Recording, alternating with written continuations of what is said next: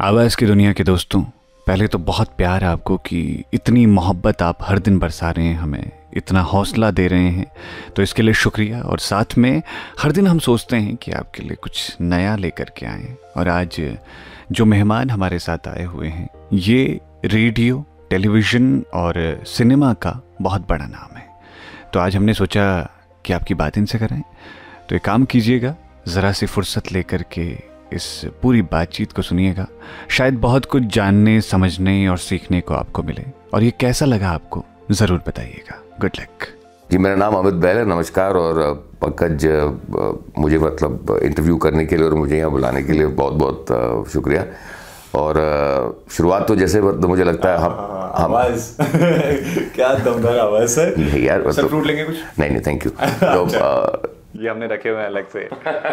Radio से सफ़र शुरू हुआ सर, और उसके बाद फिल्मों में, और आपने अगर आप कहें कि हमारे जो डेली एपिसोड्स वगैरह जो घर पे होते हैं, डेली सीरियल्स जो होते हैं, डेली सोप, तो उसका भी आप हिस्सा रहे हैं। और हर घर में आप हिस्सा रहे हैं, चाहे वो पौराणिक हो या चाहे वो कॉमेडी हो, हर तरीके की चीज़ें आपने करी हैं। तो ये सफ़रनामा मैं जानना चाहूँगा, रेडियो से कैसे शुरू हुआ, कब रेडियो में आए और कहाँ से ये शुरू हुआ? ये स्कूल के दौरान, जैसे जितने मतलब बच्चे होते हैं जो साहित्य से जिनको थोड़ा सा लगाव होता है, और चूंकि मेरी मम्मी रेडियो वॉइस थी और हिंदी की अध्यापिका थी, मुंबई विश्वविद्यालय की head of the department of Hindi थी, और रेडियो वॉइस रह चुकी हैं। और जितने जो ब्लाइंड लोगों के लिए जो ऑडियो बुक्स होती हैं तो वो रिकॉर्ड भी करती थी। डॉक्टर मिसेस सुदेश बहल, अभी 2013 में उनका देहांत हुआ। और मतलब उनके seniors of course Harivansh Rai Bachchan ji, Pandit Narendra Sharma, Nandlal Pathak ji, doctor CL Prabhat, Harindranath Chattopadhyay, professor Vasant Dev, doctor Rahima Subrata, इन सबको शुरुआत में घर में हम देखा करते थे क्योंकि इनकी बैठकें होती थी किताबों को लेकर।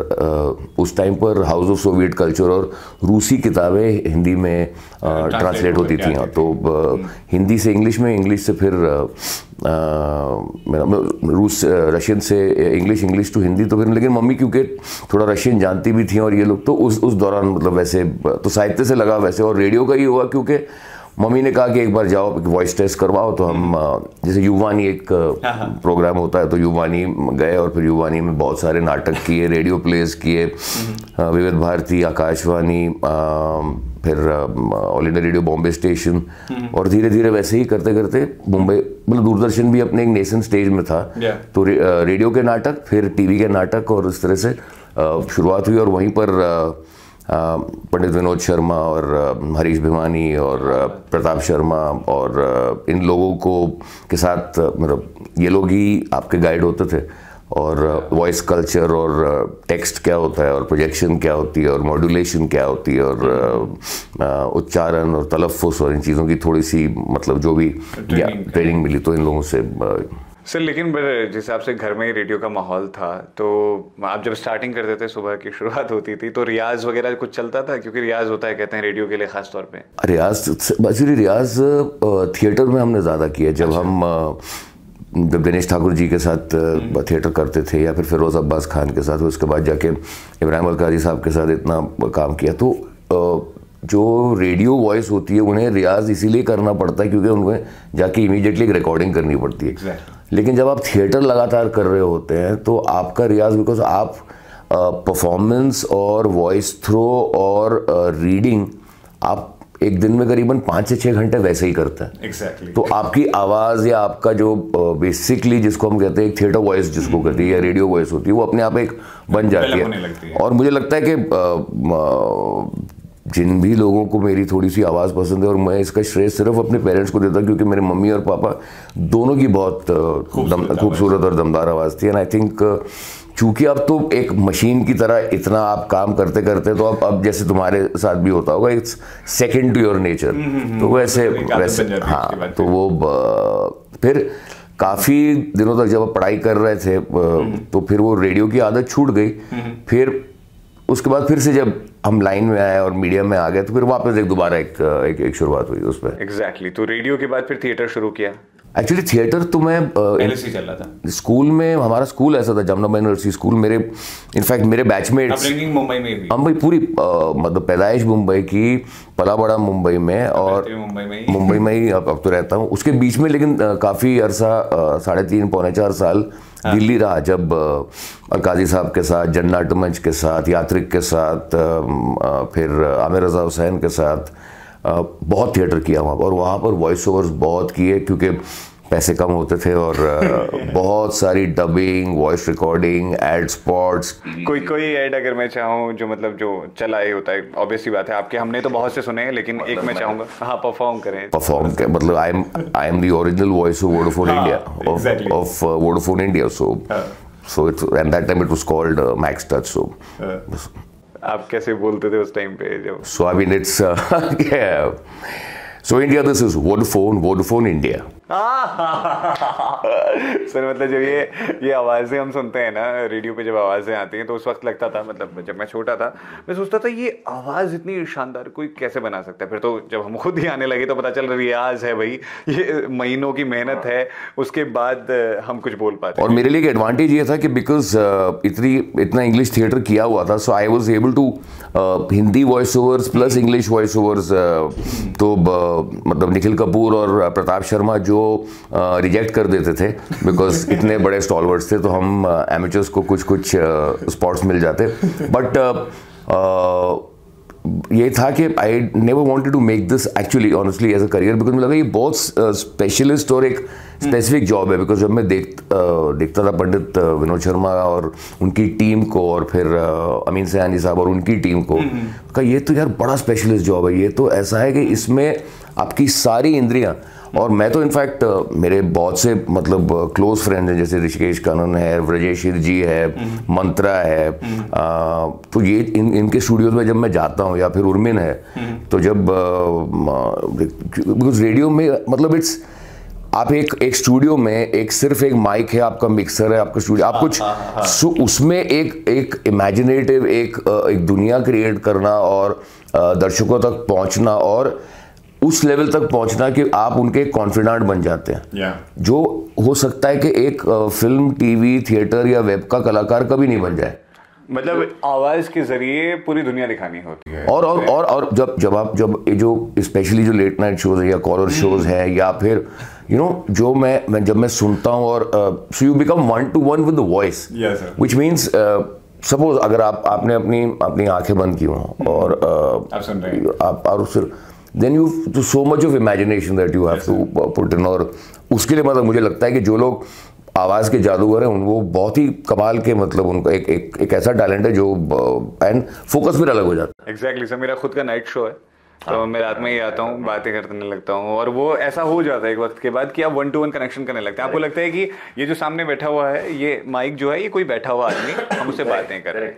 Correct. And one more thing कि रेडियो में हमेशा आपको हर दिन कुछ नया करना है, आप कुछ पुराना नहीं ला सकते। जैसे थिएटर में है कि आपको हर दिन कुछ नए तरीके से इनोवेटिव करना है, या आप एक्टिंग में करते हैं। बट इन एक्टिंग में क्या हमारे पास एक डेफिनेटिव स्क्रिप्ट है, और को एक्टर्स भी हैं। जब आप एक रेडियो शो प्रोड्यूस कर रहे हैं और उसको एंकर भी कर रहे हैं, उसको होस्ट भी कर रहे हैं, तो आपकी जिम्मेदारी कितनी ज़्यादा बढ़ जाती है। आपको हर रोज़ कुछ नयापन लाना है, बिकॉज आपको वो आईबॉल्स मेंटेन करने हैं, और आपकी एक फ़ैन फॉलोइंग भी है, और वो जो फैंस हैं आपके या जो आपके लिसनर्स हैं, उनके लिए बहुत अच्छा आज पंकज ने कुछ ऐसा किया है जो इसकी छवि या उसकी इमेज के विपरीत है। बिल्कुल। तो that you have to maintain that content भी आपको डालना है, उसको इंटरेस्टिंग भी बनाना है। तो जो मेरे दोस्त हैं मुंबई में जो ये करते हैं, and so I think it's a phenomenal job. और उसके लिए मतलब हो सकता है कि अगर उस दौरान, और जब हमने शुरुआत की थी तब एफएम उसके नेसेंट स्टेजेस में था, बिकॉज टाइम्स एफएम शुरू ही हुआ था। हाँ सर, मतलब रेडियो शुरू हो रहा था। हाँ, मतलब radio mid day, correct, radio mid day, और I think Mirchi was just about to start. और उसके बाद ये सारे मतलब आए, और एक AIR का एफएम होता था 107.1 और 100.7। मतलब पहले तो आकाशवाणी ही था उस वक्त ना, वो बट वो again medium wave, short wave ये था, बट जो फ्रीक्वेंसी मॉड्यूलेशन एफएम वाले बैंड में, और एक जब ऑल्टरनेट आया है, और धीरे धीरे फिर जो लोग वॉइसिंग से या अपनी आवाज से ओरिजिनल रेडियो में अपनी रोजी रोटी कमाते थे, जिनके नाम थे, देवकीनंदन पांडे हो गए या फिर देवकीनंदन पांडे जी का तो मुझे अभी भी याद है, शुरू करते थे नमस्कार ये आकाशवाणी है, हम लोग मैंने क्या करते थे पीछे से उसी तरीके से बात करने का। अब उनके बेटे सुधीर जी की भी आवाज में इतना अच्छा टिम्बर है। वही बात है, वो शायद पहाड़ से ही हैं देवकीनंदन पांडे जी, तो हमारे वहाँ से हो, देहरादून के कहीं अल्मोड़ा से हैं, तो वही हमारा भी उन्हीं के साथ थोड़ा कनेक्शन है। तो मेरी मम्मा भी कहती थी जब मैं रेडियो में आया था तो कह रही थी तो पांडे जी की तरह बोलेगा क्या, मैंने कहा नहीं, मेरा अलग तरीके का रेडियो है, वो अलग तरीके का रेडियो हुआ करता था उस टाइम पे। तो सर कभी कमर्शियल में भी आपने करा कुछ या फिर आप उसमें ही रहे? मतलब वॉइसिंग की बात कर रहे हैं? हाँ, वॉइसिंग पे, वॉइसिंग जब जो एड्स मिल गए, डॉक्यूमेंट्रीज, बहुत सारी डॉक्यूमेंट्रीज की वॉइसिंग की, कॉर्पोरेट फिल्म्स की वॉइसिंग की,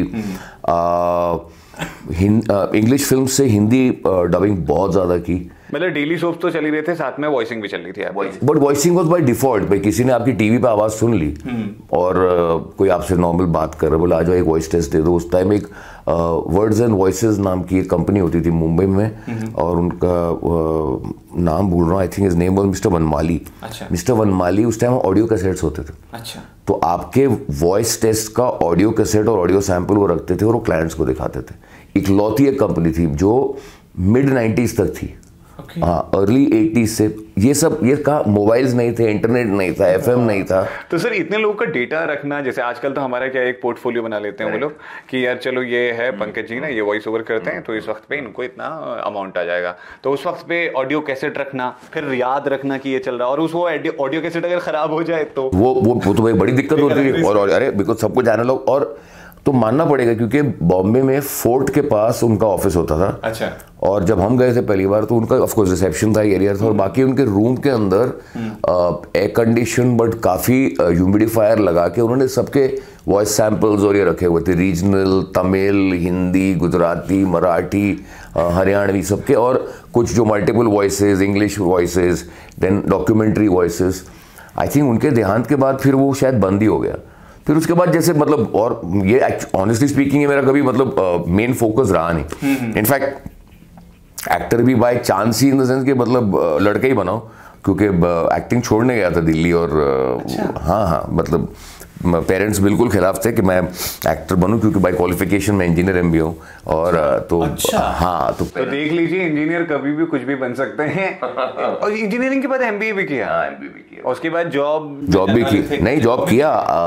इनफैक्ट मुंबई में पहला जॉब किया, उसके साथ साथ। कौन सा साल था सर? ये 1990 1990 में एक इंजीनियर जो एमबीए करने के बाद जॉब कर रहे थे, जॉब करने के बाद फिर जॉब छोड़नी पड़ी? नहीं, पहले मुंबई में इंजीनियरिंग कंप्लीट की। इंजीनियरिंग से पहले इंटर कॉलेजिएट लेवल पर जैसे नॉर्मल फेस्टिवल्स में जाना, creative writing, theatre, elocution, debates, drama, वाद विवाद और पोइट्री रीडिंग, वो सब जैसे हम कम्पीट करते हैं ऑल इंडिया लेवल पर। उसके बाद थिएटर प्रोफेशनली करना शुरू कर दिया, नौकरी भी कर रहा था। फिर नौकरी छोड़ी, और जिस दिन नौकरी छोड़ी तो पेरेंट्स ने कहा कि भाई पछताओगे? नहीं, घर छोड़ना पड़ेगा यार। हाँ, ये मतलब ये सब चलेगा नहीं। शौकिया, और मम्मी अध्यापिका, मम्मी मतलब इन सारी चीज़ों में रुचि रखना, सारे स्टूडेंट्स को इनकरेज करना। एनुअल डे जो उनके कॉलेज में जितने भी डांसेस और प्लेस थे सबको सुपरवाइज करना। पर होता है मिडिल क्लास की एक जो मध्यवर्गीय की एक प्रॉब्लम होती है। फादर मेरे इंजीनियर लेकिन इंडियन नेवी के थे, तो उनको भी मतलब। फिर मैं दिल्ली चले गया, दिल्ली में जॉब ऑफर था और एक मल्टीनेशनल के साथ था।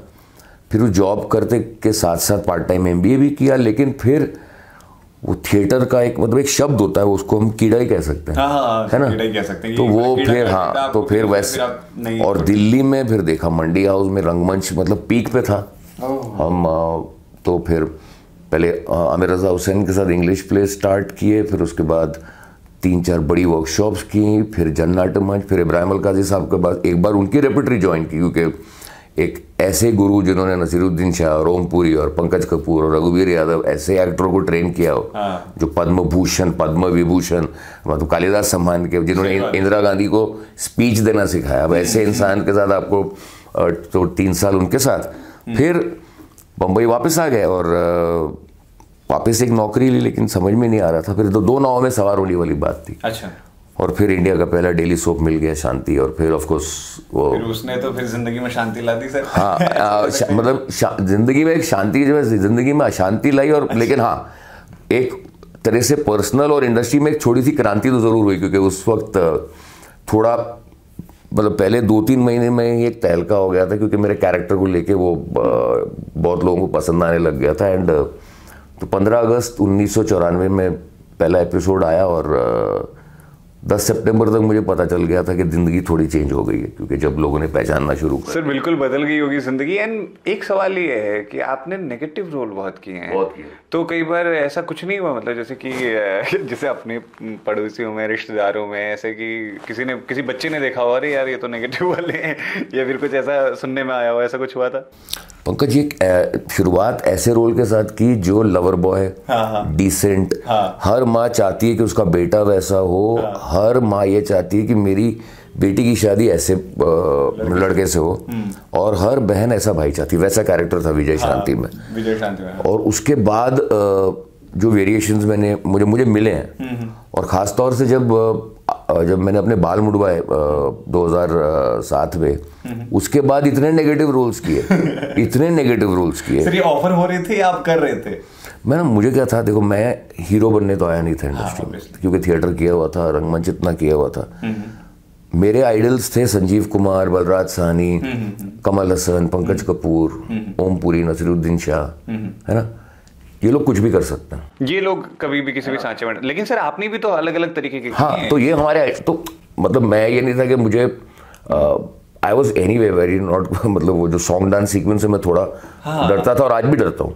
मतलब जब भी कोई गाना या मतलब डांस सीक्वेंस आता है जब भी, मतलब तो मतलब रात भर नींद नहीं आती, और कि भाई कल ये करना पड़ेगा।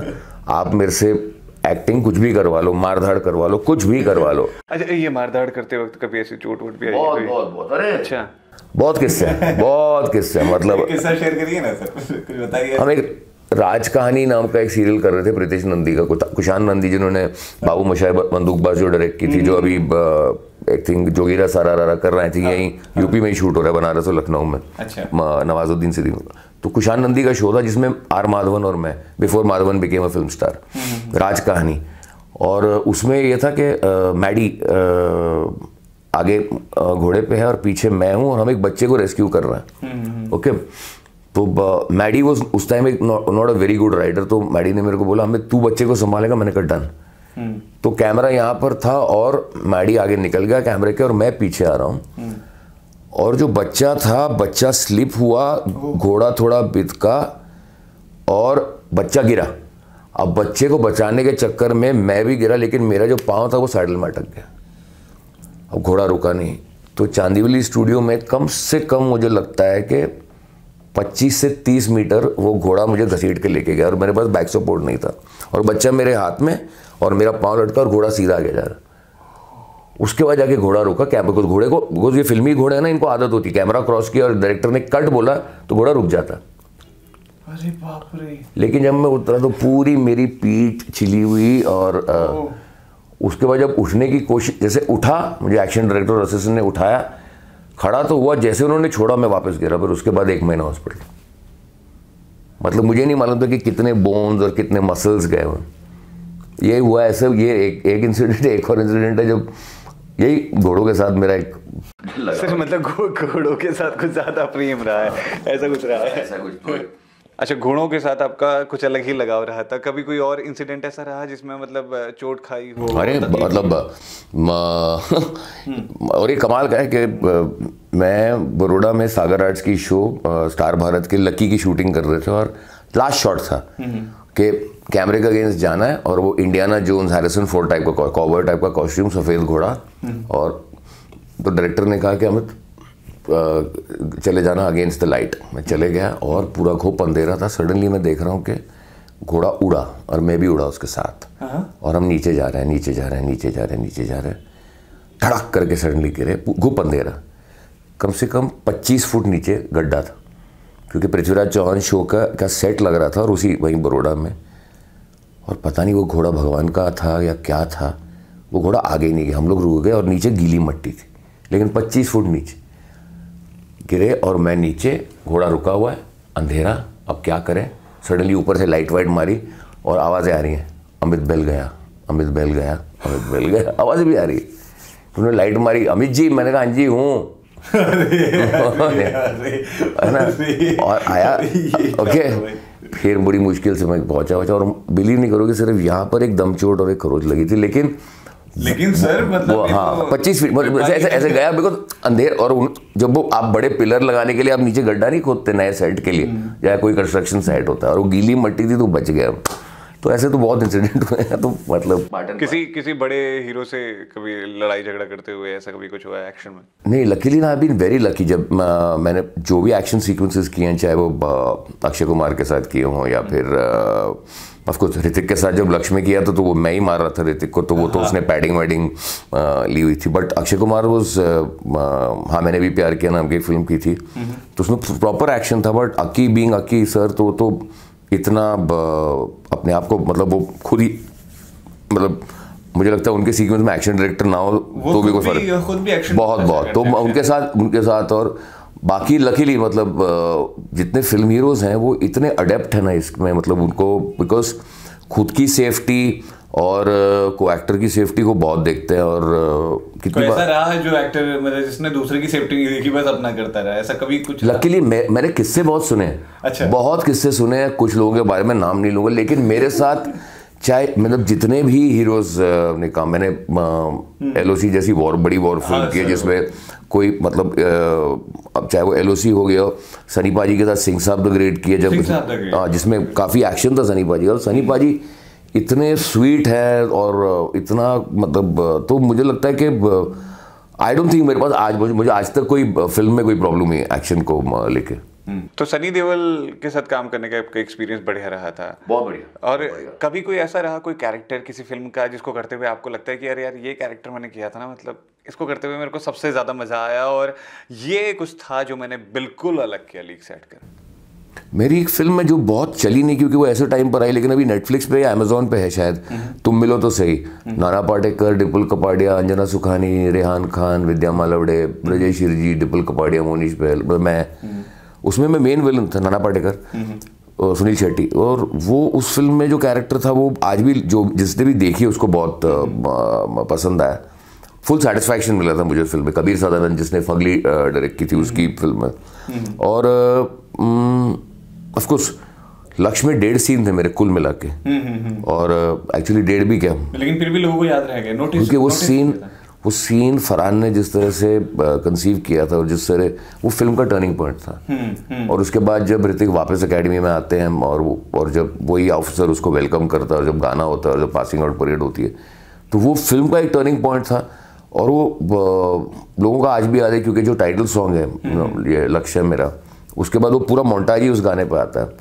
तो और अब तो वो एक सेटिस्फैक्शन उसमें। बाकी ऑनेस्टली कहूँ कि मैं बड़ा ही अनसेटिस्फाइड और वैसा वाला हूँ कि मुझे अपने किसी काम में भी संतुष्टि नहीं। मुझे लगता है कि कलाकार के साथ शायद यही बात होती है कि वो बेहतर कर पाता है, क्योंकि उसे हमेशा ऐसा लगता है कि अरे नहीं यार अभी और बेटर करना है, अभी और बेटर करना है। अभी 125 सीरियल कर चुका हूँ, मे बी मोर। अभी भी जब एक नए सीरियल के सेट पे जाता हूँ मुझे नर्वसनेस होती है, और हर रोज़ जब शॉट देने से पहले एक सीन से पहले एक नर्वस एनर्जी रहती है, और फिल्म में तो वो डबल हो जाती है, ट्रिपल हो जाती है कि बिकॉज फिल्म का कैनवस इतना बड़ा है। हाँ, फिल्म का तो सर मतलब उसका तो ऐसा भी है कि सीन भी 2 या 3 बार अलग से देने पड़ते हैं, मतलब एक ही टाइप की चीज़ों को करने में। नहीं, अभी डिपेंड करता है कि आप कौन से डायरेक्टर के साथ काम कर रहे हैं और कैसा सीक्वेंस है। कोई डायरेक्टर ऐसा जिसके साथ काम करते हुए लगा कि अरे यार एक ही सीन को कई बार करना पड़ गया, ऐसा कुछ रहा था, या किसी के साथ ऐसा रहा कि सीधे हो गया चलिए? मैं किसी ने बहुत बार किया, मैं नाम नहीं लूंगा क्योंकि कुछ बहुत बड़े नाम है, और लेकिन वो उनकी एक टेक्निक है। लेकिन ऑनेस्टली फिल्म में तो मतलब Farhan Akhtar is a delight to work with as a director, because वो खुद उसके अंदर उस टाइम तो वो एक्टर भी नहीं थे, लेकिन कमाल का एक्सपीरियंस है उस कंपनी के साथ काम करके, एक्सेलेंट एंटरटेनमेंट। अभी इनसाइड एज सीजन 2 भी किया मैंने उसी कंपनी के साथ, दूसरे डायरेक्टर थे। तो वो कंपनी और वो पूरी जो टीम है ना, वो बस आपको लगता है, सागर बेलारी के साथ बहुत मज़ा आया जिन्होंने भेजा फ्राई 1 की थी, हमने भेजा फ्राई 2 की थी उनके साथ बहुत मज़ा आया काम करके। अभी तो एक हर एक के साथ, डेविड धवन के साथ तो बहुत ही मज़ा आता है उनके साथ, मतलब 3 फिल्में कर चुका उनके साथ। विवेक शर्मा जिन्होंने भूतनाथ फर्स्ट पार्ट किया था, बहुत कमाल के, वही जबलपुर के ही हैं, थिएटर के हैं, विवेचना से हैं, लिखते भी हैं, और उनकी अभी एक फिल्म आ रही है MX पे, गेम कॉल्ड रिलेशनशिप, और तो विवेक शर्मा के साथ भी काम करके बहुत मज़ा है। और लगभग I have been very fortunate, मैं कहूँगा कि मैं ऑलवेज बिलीव कि अगर आप अच्छे हैं ना तो आपके साथ, और लकीली मेरे साथ एक हुआ है जिसके लिए मैं पूरा श्रेय टीवी को देता हूँ, कि पहले 2-3 सीरियल में लोगों ने इतना नोटिस किया कि जब यूजुअली लोग सीरियल के एक्टरों को नीचे देखते हैं, और ये सीरियल के एक्टरों को, टीवी के एक्टरों को, स्पेशली आज के लीड्स को ना, ये मन में एक वो भी एक खलिश भी है कि यार हम टीवी एक्टर हैं और हमको फिल्म एक्टर ऐसा समझते हैं, जो मेरे साथ कभी नहीं हुआ। मैंने 2-3 सीरियल ही किए, फिल्में भी करी हैं, बहुत किया, हाँ, लेकिन जब सीरियल के बाद मैं फिल्म में गया, उन डायरेक्टरों ने मुझे इसीलिए नहीं कास्ट किया था क्योंकि मैं उस टाइम बहुत हैंडसम लौंडा था, या मैंने बहुत, मेरा मतलब उस भाई ये काम जानता है, हाँ। और उतनी ही रिस्पेक्ट थी जितने ही वो सीनियर कैरेक्टर एक्टर्स को जो फिल्में देते थे। exactly. अगर सतीश शाह या अवतार गिल या परेश रावल इन लोगों को वो रिस्पेक्ट दे रहे थे, या मुकेश ऋषि, आशीष विद्यार्थी को, उतनी ही रिस्पेक्ट मुझे थी, और वो आज तक बरकरार है। तो जब मैं फिल्म के सेट पर जाता हूँ, और क्या होता है, टेक्नीशियंस तो वही हैं, सही बात तो मैं सिर्फ ये कहता हूँ कि मैंने 25 साल हो गए इस लाइन में, हो सकता है पैसे मैंने बहुत ज़्यादा नहीं कमाए, लेकिन गुडविल और नाम और मैं उसी के लिए आया था यहाँ पे। पैसे जरूरी यही है ना कि हम क्या चीजें मतलब अचीव करके रहते हैं, डिपेंड करता है। एक आदमी है जो माया जोड़ता जाता है हमेशा, एक आदमी हुआ है। अभी आपका तो, आपकी जो पर्सनल लाइफ है वो तो बिल्कुल ही अलग है, मतलब आप काफी धार्मिक प्रवृत्ति के इंसान है, मतलब बहुत बिलीव करते हैं। मैं बहुत, बिल्कुल मेरी पत्नी भी वैसी है, हम लोग मतलब हमारा एग्जिस्टेंस जो है बहुत मध्यम वर्गीय है, क्योंकि हो सकता है मेरी और ये खूबी है सर, मतलब जब आप मिडिल क्लास फैमिली से निकल करके इतना बड़ा नाम करते हैं, तो उस वक्त में ये रहता है कि जब आप ऊंचाई पर भी पहुंच जाते हैं तो जमीन से जुड़े रहते हैं। ये एक खूबी बहुत ये बहुत जरूरी हो जाता है, क्योंकि इसीलिए जितने हार्डशिप्स या जितनी तकलीफें मुझे मिली हैं, चाहे वो आर्थिक, शारीरिक, मानसिक, वो बिकॉज मैं ज़मीन से जुड़ा हूँ, मुझे इफेक्ट ही नहीं किया। जब मेरे बहुत सारे सीरियल चल जाते हैं, जब मीडिया मेरे पीछे भागती है, तब भी मुझे फ़र्क नहीं पड़ता। जब काम नहीं होता, फ़ोन नहीं बजते और लोग नहीं पहचानते, तभी फ़र्क नहीं पड़ता।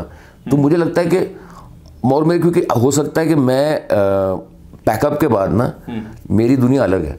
मैं जो एक फिल्मी चकाचौंध की दुनिया है ना, वो मेरे लिए सिर्फ सेट पर है। आप दूर रहे अक्सर, मैंने देखा है कि मतलब आपने बहुत ज़्यादा वो नहीं किया, मतलब कहते हैं ना कि जैसे एक रहता है कि एक एक्टिवनेस जो होती है सोशल मीडिया और पार्टीज में, नहीं शुरुआत में मैंने किया। आप कंट्रोवर्सी से भी दूर ही रहते हैं, मतलब जैसे कभी जो भी हुआ तो मतलब अब क्या, अब मैं सिनेन टीवी आर्टिस्ट एसोसिएशन का एक्टिंग जनरल सेक्रेटरी हूँ, तो सारे पूरे इंडिया के जितने एक्टर, और मैं सारे इंडिया के एक्टर एसोसिएशन को इंटरनेशनली रिप्रेजेंट करता हूँ। तो कोई भी कंट्रोवर्सी होती है बॉलीवुड को, जो एक तो मुझे शब्द से प्रॉब्लम है, मतलब फिल्म इंडस्ट्री को लेके, तो सबसे पहले मीडिया वाले मुझसे इंटरव्यू लेंगे। गवर्नमेंट को लेके कुछ प्रॉब्लम है, मीडिया को रिलेटेड है, तो सबसे पहले मुझे कमेंट करना होता है, क्योंकि 10,000 कलाकार मुंबई में, मतलब और जिन लोगों से जुड़े हुए करोड़ों लोग, और हमारी एसोसिएशन में श्री अमिताभ बच्चन जो इस विश्व के सबसे, मतलब देश के सबसे बड़े कलाकार हैं, और अमित बहल जो सबसे टुच्चा कलाकार है, सब एक ही एसोसिएशन के मेंबर है। मतलब मैं सिर्फ बोल रहा हूँ कि भाई बड़ा, सो अब आमिर खान हमारे, यकीन मानिए कि मतलब आपको हम जब देखते हैं ना, मतलब तो हमको ये लगता है, होता है ना कुछ कलाकारों के साथ जैसा होता है कि ये जुड़ाव होता है कि यार ये कुछ ना हम आम चेहरों में से है, जैसे एक जुड़ाव यही होता है। जैसे इरफान साहब के साथ देख लीजिए, उनके साथ क्या होता है कि हमको ऐसा लगता है, आज भी ऐसा लगता है यार ये अपना आदमी था, इसके साथ कुछ ऐसा था, किरदार है ये। तो नहीं, जैसे वो मैं मानता हूँ वो बात है, लेकिन क्या है कि हमारी जो एसोसिएशन है, तो जब आप कहते हैं ना कि मैं मुझे ना चाहते हुए भी वो इंटरव्यूज तो देने पड़ेंगे, बट अफेयर्स रिलेटेड कंट्रोवर्सीज और फालतू की जो कंट्रोवर्सी थी उसमें पड़ा नहीं, क्योंकि शिक्षण मेरा वैसा नहीं है ना। अब मैं, तो यही खूबी है सर, आपने काम पे ध्यान दिया, वैसे यही था। नहीं तो मैक्सिमम क्या होता है कि हम लोगों की पर्सनल लाइफ को लेकर के ज्यादा वो रहते हैं, मतलब मीडिया की अगर मैं बात करूं, और आजकल का जो मीडिया आया है उसमें तो खासतौर पे चीज़ें करी हुई हैं जिसमें वो उनको कलाकार की कलाकारी से मतलब नहीं है, वो ये देखेंगे कि कलाकार ने अच्छा ये किया हुआ है, इसकी शादी में इंटरेस्ट ले लेते हैं, अब बढ़िया यहाँ पर से इतना फायदा मिल जाएगा। तो ये मीडिया का एक स्वरूप जो आया है मेरे को लगता है कि और पिछले 1 साल में तो हमने वो ज़्यादा ही देखा है ना, तो इसीलिए उस पर आप रेडियो का भी नाम रहे हैं और टेलीविजन का भी नाम रहे हैं, मीडिया का भी नाम रहे हैं, तो अभी अगर मैं चाहूँ आपसे मीडिया के बारे में पूछना तो आपकी क्या राय है इस बारे में? अभी देखो मुझे लगता है कि स्पेशली जो न्यूज़ मीडिया है, इनफैक्ट हम जब कहना कि न्यूज़ मीडिया और ब्रॉडकास्ट मीडिया को एंटरटेनमेंट मीडिया से अलग क्यों समझते हैं? जो न्यूज़ एंकर है वो भी एक कलाकार है, है ना? क्योंकि आर्टिस्ट ही है वो, हर दिन कुछ ना कुछ नया लेकर के आ रहा है। और भाई इतने दर्शकों के सामने बोलना, एक पीछे लेट से एक राइट हो रहा है, एक दंगा हो रहा है, उसके बीच में कुछ कमेंट करना और बोलना नहीं होती लोगों की बोलने की उतनी। और हो सकता है कि आप मुझसे कहें कि आप जाके यहाँ पर खड़े रहकर आप रिपोर्ट कर दीजिए, है ना, मैं शायद ना कर पाऊँ। भाई जब बरखा दत्त कारगिल गई थी, मतलब she was the first journalist जो वहाँ गई थी, तो एक बहुत बड़ा काम किया था जब विक्रम बत्रा को और इन सारे लोगों को इंटरव्यू किया था, जब कारगिल वॉर पहला टेलीवाइज वॉर था। एग्जैक्टली ठीक है, मेरा सिर्फ ये कहना है कि क्योंकि हम सॉफ्ट टारगेट्स हैं, कलाकार सॉफ्ट टारगेट होता है। एग्जैक्टली और आप तो हमारे भाई और बहन है ना, why are you reacting like this? जब आप, मुझे लगता है इसका इम्पैक्ट ना सबसे ज्यादा घरों पे पड़ता है, जब बच्चे छोटे बच्चे देख रहे होते हैं, वो दिन रात अगर उसी चीज को सुन रहे हैं तो उनके दिमाग पे इम्पैक्ट पड़ेगा। अच्छा ऐसा कुछ हो जाता है क्या? मैं अभी हाल ही में हरियाणा में शूट कर रहा था, उसके बाद कलकत्ते में, उसके बाद दिल्ली में, 3 अलग अलग शूट्स पे बाहर के लोगों ने आके पूछा कि अमित जी अब तो शायद कोई अच्छे परिवार का लड़का या लड़की नहीं आएंगे ना, इतना बदनाम हो गया मीडिया। और ऐसा लोग बोलते हैं क्योंकि एक्चुअल में क्या है कि सर एक फेस तो ये भी है कहीं ना कहीं देखा जाए तो, एक एंटरटेनमेंट का सेक्टर मुझे लगता है जिसमें हम लोग काम कर रहे हैं। रेडियो एक ऐसा मीडियम है जिसमें आप नहीं करते, आप पढ़ते ही नहीं इन चक्करों में, आप बस अपना कंटेंट तलाशते हैं।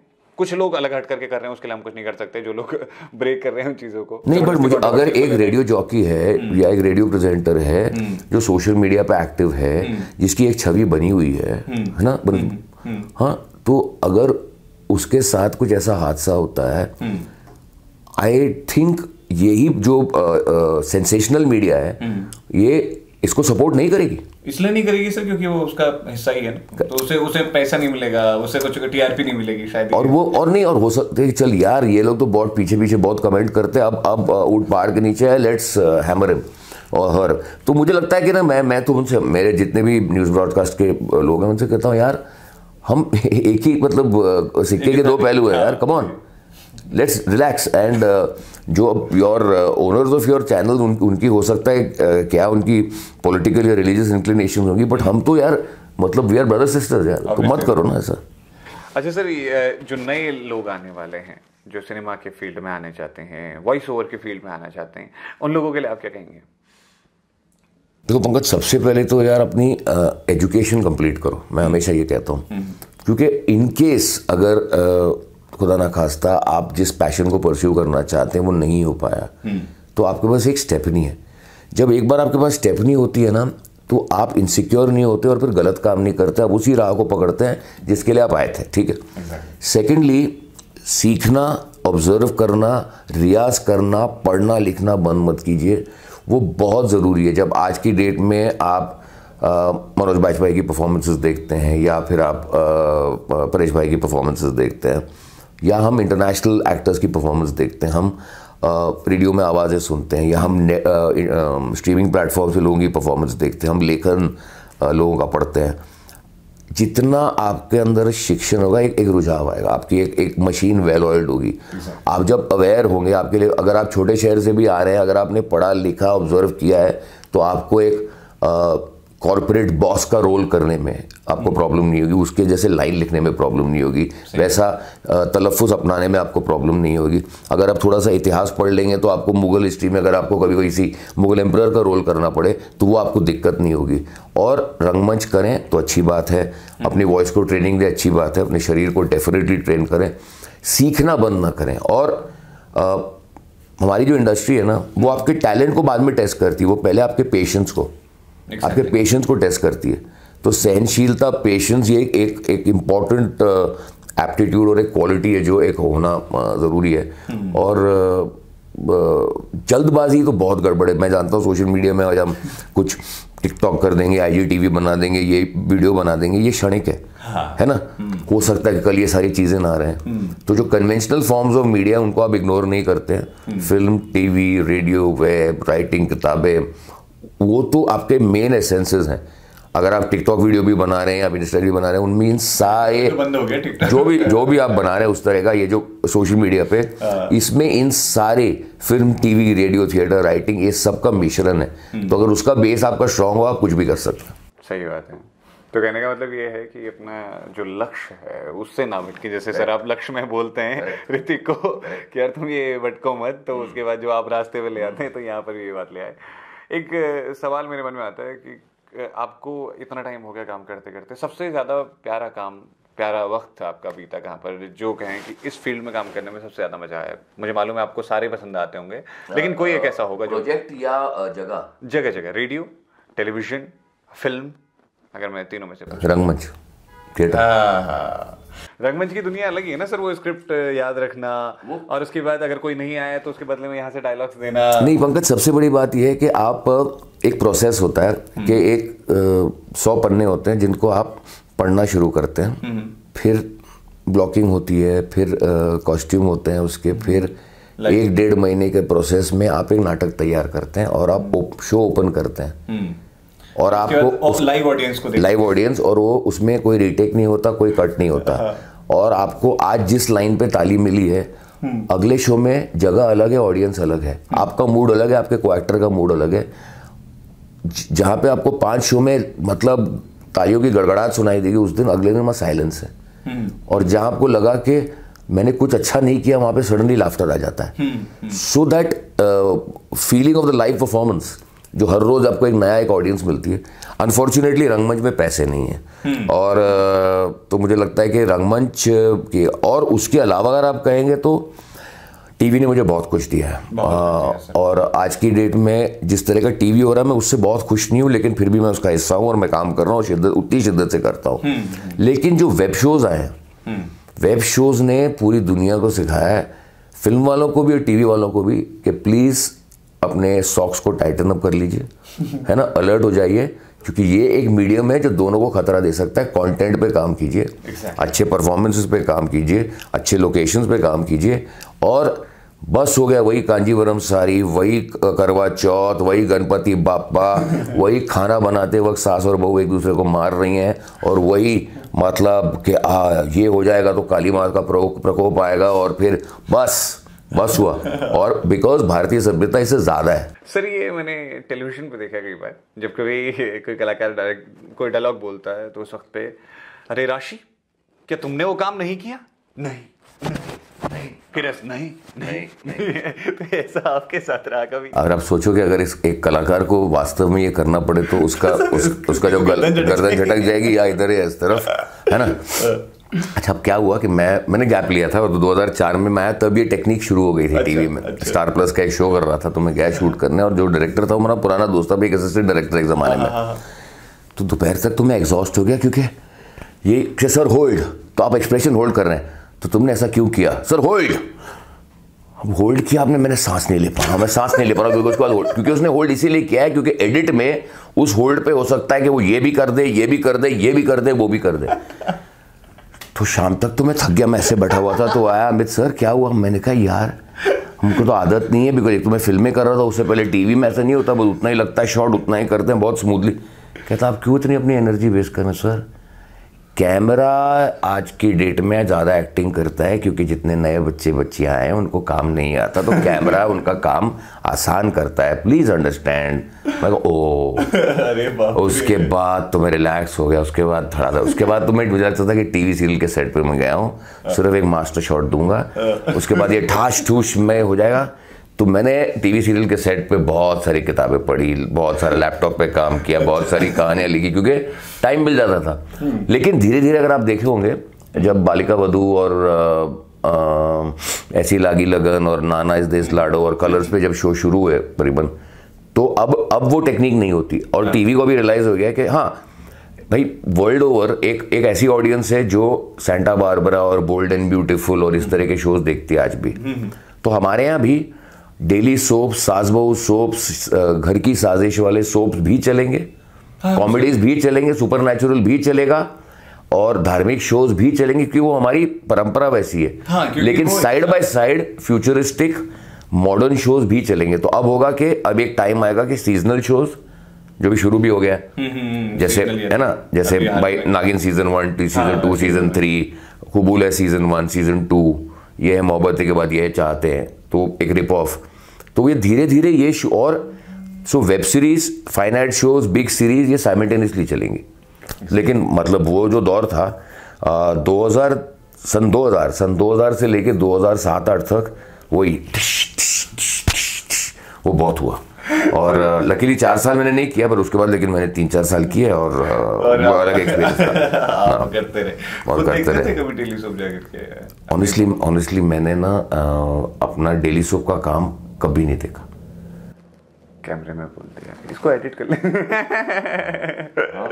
अच्छा सर, तो लेकिन लोग तो देखते थे उसको बहुत ज्यादा और बड़े चाव से।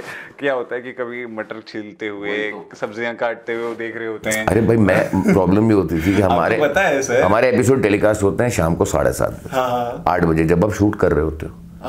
फिर तो और मैं जब सोशल मीडिया आया और आपके फैंस ने आपके सीन्स पोस्ट करने शुरू किए, तब आपको पता चला कि ये सीन। इनफैक्ट मैंने अपना एक ही शो देखा है, वो भी जब नेटफ्लिक्स पे आया, बुद्धा और धर्मक्षेत्र। जब ये नेटफ्लिक्स पे आया तो देखे, बिकॉज जब ये टेलीकास्ट हुए तब नहीं देख पाया। और एक मैंने पिछले साल 2 साल किया मराठी शो था जिसमें मैं उर्दू बोलता था, स्वराज्य रक्षक संभाजी, जो जी मराठी पे आता था, जिसमें मैंने औरंगजेब किया, जिसमें औरंगजेब 38 साल से 91 साल तक जितना वो जिया है। तो वो मैंने शो देखा, क्योंकि वो एपिसोड जिस तरह से शूट होते थे मुझे लगता था कि मैं फिल्म की शूटिंग कर रहा हूँ। नहीं तो आप मेरे से नहीं, आप 90% टीवी कलाकार से पूछेंगे, वो अपने शोज नहीं देख पाते, क्योंकि 9 से 9 तो हम शूटिंग करते हैं। और डेली सोप ज्यादातर जो टेलीकास्ट होते हैं वो 7:30 पारिवारिक 7:30 से 9:30 बजे, तो आप घर पहुंचते हैं 10 बजे।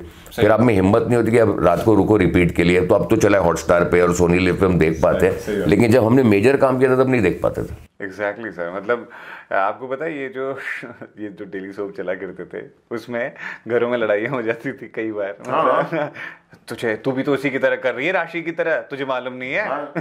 तू भी तो उसकी तरह कर रही है, उसकी सास ने उसके साथ बुरा किया, तू भी मेरे साथ कर रही है। अरे गोपी बहू की साड़ी फेमस हो गई थी, मतलब वो फिर अभी तो हमको पता ही है, वो जो रूपल पटेल का जो वो क्या था, वो रसोड़ा में कौन, रसोड़ा में कौन है, वो तो रसोड़े में फेमस हो गया। फिर ये जो भाभी जी घर पर है जो डायलॉग है ना, वो क्या है, वो भाभी जी घर पर है क्या बोले? हाँ नहीं एक और कुछ खास कुछ एक लाइन बोलती है ना, जो वो एक सही पकड़े हैं। अब देखो वो तकिया कलाम हो गया है ना, वो बिल्कुल ऐसा चल रहा है कि हर जगह सही है। तो चाहे वो जेठालाल के एंटिक्स हो या उनका, तो ये तो बन ही जाता है, क्योंकि आप लोगों के घर में घुसे हुए ना। सही बात है। जेठालाल वाला जो कैरेक्टर है वो भी मतलब जेठालाल जो सीरियल है वो भी तारक मेहता, क्योंकि वो एक्टर ही बहुत ही कमाल है। दिलीप जोशी एक बहुत ही, और ज्यादा उम्र नहीं है ना उनकी, जो उनके पिताजी हैं वो छोटे हैं। करेक्ट, असल में करेक्ट, करेक्ट जो उनके पिताजी बने उनसे उम्र में छोटे हैं। But Dilip is a very fine actor, मतलब गुजराती थिएटर के इतने बेहतरीन कलाकार हैं, तो इसलिए he is been able to carry the show also. और एक्चुअली वो पूरी टीम ही अच्छी हो। तो अभी क्या सर प्लान है आगे, कि आप फिल्में करने वाले हैं ज्यादातर या फिर सीरियल्स करने वाले हैं? मैं सभी कुछ कर रहा हूँ अभी पंकज। अभी तो ये हॉलीवुड फिल्मों में भी आप काम कर रहे हैं? हॉलीवुड नहीं वो तो मैं डबिंग कर रहा हूँ, बट हॉलीवुड की एक बहुत बड़ी सीरीज की मैंने शार्प शॉन बीन के साथ, जो लॉर्ड ऑफ द रिंग अपना गेम ऑफ थ्रोन्स के जो मेन कैरेक्टर थे वो किया। फिर अभी शांताराम किया एप्पल टीवी के लिए। अच्छा। उससे पहले अभी ये एक और सीरीज कर रहा हूँ HBO के लिए। अच्छा। और कुल मिलाकर के व्यस्ततम चल रहा है पूरा। हाँ, बट लॉकडाउन ने हिला दिया। अच्छा। मतलब वो कुछ समझ में नहीं आया था। लॉकडाउन के टाइम पे कैसे सर वक्त काटा आपने? थोड़ा मुश्किल हो गया होगा। हाँ मतलब हाँ, बर्तन मांजना परफेक्ट किया और कुकिंग काफ़ी कुछ की, जॉगिंग बहुत सारी की। और घर के अंदर या बाहर पार्क में? नहीं, हमारे लकीली हमारे बिल्डिंग में बहुत अच्छे, पहले तो बिल्डिंग में भी जाने नहीं दे रहे थे। तो जो रेफ्यूज एरिया है हमारे, हर 2 फ्लोर्स के बीच में एक रेफ्यूज एरिया होता है ना, है ना, जो फायर वाला एरिया होता है, तो वहाँ उधर वहीं पर ही मतलब उसके 10 राउंड भागना या सीढ़ियों पे चढ़ना ऊपरना, तो वो सब किया। लेकिन लॉकडाउन ने थोड़ा सा हिला इसलिए दिया क्योंकि बजट्स टीवी के बहुत स्लैश हुए, एडवर्टाइजिंग नहीं है ना। बट ठीक है, I think everything is coming back to normal. और अब लकीली नई फिल्में भी शुरू हो रही हैं, कुछ वेब सीरीज भी हैं, और अभी एक स्टार भारत पे नया टीवी शो शुरू होगा अगले महीने, तो वो उसकी अभी धीरे धीरे उसकी खरामा शूटिंग चल रही है, क्योंकि वो एक अच्छा, वो भी उत्तर प्रदेश बेस्ड शो है। अच्छा। तो वो धीरे धीरे उसकी शूटिंग चल रही है। तो कुल मिलाकर के अभी प्रोजेक्ट जो है वो अभी है, लेकिन बीच में थोड़ा सा हिल गया था जरूर। तो सर उस वक्त तो बड़ा टेंशन रहा। हाँ, टेंशन रहा। देखिए सर, क्या होता है ना, एक रूटीन बना रहता है कि अब ये चल रहा है, तो वो रूटीन एकदम से ब्रेक होता है तो फिर पंकज अभी ना आदत हो गई है, क्योंकि मैंने कहा था ना कि 6 महीने ऐसे होते हैं कि पूरी दुनिया को अमित बहल ही चाहिए एज एन एक्टर, और 8 महीने फ़ोन ही नहीं बचता कि लोगों को, तो मुझे लगता है कि लोग तो भूल गए अपने को। तो इस लॉकडाउन में भी ऐसे 2-2.5 महीने हुए थे, लेकिन ये 2-2.5 महीने कुछ ज़्यादा इफेक्ट इसीलिए कर गए क्योंकि एक तो ये महामारी है ना, उसके आसपास डर, तो मतलब हम घर से शो कर रहे थे उस टाइम पे, घर पे बैठ करके। हाँ, मेरे सारे जितने आरजे दोस्त थे सबने घर से किया। हम तो लॉकडाउन एपिसोड शूट करके भेज रहे थे अपने आईफोन पे, है ना। और मैंने अपने जो मीडिया एंटरटेनमेंट के जितने मेरे जहाँ लेक्चर्स लेता हूँ, सारे लेक्चर्स मैंने आपने बहुत से लेक्चर्स दिए, मतलब इस बीच में मैं देख भी रहा था, मतलब थिएटर को लेकर के, थिएटर के लिए हाँ काफी कुछ। एक चीज मुझे लगता है जो शायद कॉमन है कि आप हमेशा ये कहते हैं कि धैर्य रखें, कुछ हो ना हो धैर्य रखें, और वही आपको आगे ले जा सकेगा। और मैं इस बार पहली बार अपनी जिंदगी में जनवरी के महीने में अपना धैर्य खो रहा था। और मैंने कहा यार, मैं लोगों को इतना प्रवचन देता हूँ, टेड टॉक्स देता हूँ, लेक्चर देता हूँ, मैं तू ही अपना धैर्य खो रहा है, क्या हो रहा है। वो हफ्ता भर ऐसा कुछ बीता, क्योंकि एक आसपास काफ़ी नज़दीक के लोगों की मृत्यु हो गई थी, और काम कैसे शुरू होगा, क्या होगा, समझ में नहीं आ रहा था। दोबारा से लॉकडाउन की संभावनाएं नज़र आ रही थी। वहाँ तो लग भी गया है मुंबई में नहीं लगा है, नागपुर में लगा है। मुंबई में तो अभी नहीं लगा, नागपुर में इसलिए लगा क्योंकि उस मराठवाड़ा एरिया में कुछ ज़्यादा ही हो गया था। लेकिन वही है, फिर जब आप you go back into your own personal experiences, तो लगता है यार मैं पूरी दुनिया को सीख देता हूँ, तो ना प्रैक्टिस व्हाट यू प्रीच। तो वो किया मैंने, और हफ्ते में नॉर्मल हो गया। और आई थिंक वो धैर्य ही काम आया, आई थिंक, और आगे मुझे लगता है वही काम आएगा। अच्छा, ये मतलब होता है, हर इंसान के साथ होता है, because I mean we are not perfect, that's why उसको कहते हैं ना, कहावत है, टू एयर इज ह्यूमन। सही बात है, ये चीज़ें तो चलती हैं। तो सर मैं चाहूँगा एक मैसेज हमारे देखने वालों को दें, और जो रेडियो पे हमें सुनेंगे उनके लिए भी दें, जो आपके दिल की बात हो, मैं कहूँ तो वो क्या होगा?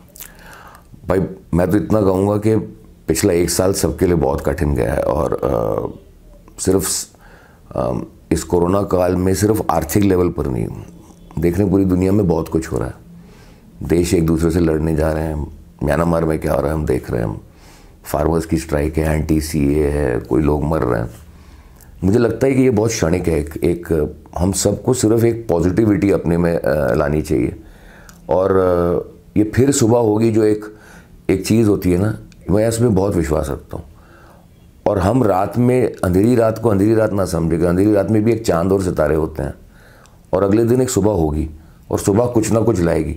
अगर हम सुबह का इंतज़ार नहीं करेंगे और सिर्फ रात के अंधेरे को देखेंगे, तो हम सब डिप्रेशन का शिकार होंगे। और इसको मुझे लगता है कि हर इंसान, वो किसी तबके का हो, किसी स्तर पर काम कर रहा हो, ही और शी हो, मर्द या औरत, बच्चा हो, बूढ़ा हो, सभी को अगर ये अपने इसमें पॉजिटिव लेवल पर लेंगे, तो मुझे लगता है the world will be a happier place, and हम सब सुखी रहेंगे, और एक ऑप्टिमिज्म रहेगा, और एक डिप्रेशन का माहौल नहीं आएगा।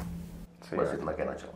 क्या बात है सर, आपने इतना ज़्यादा वक्त हमें दिया, और मुझे बहुत कुछ जानने को और सीखने को मिला। मतलब पहले तो मैं देखता था आपको, तो उस वक्त मुझे लगता था कि शायद ही कभी बात हो पाई। आज बात हुई सर, बहुत अच्छा लगा सर, बहुत शुक्रिया सर। Thank you.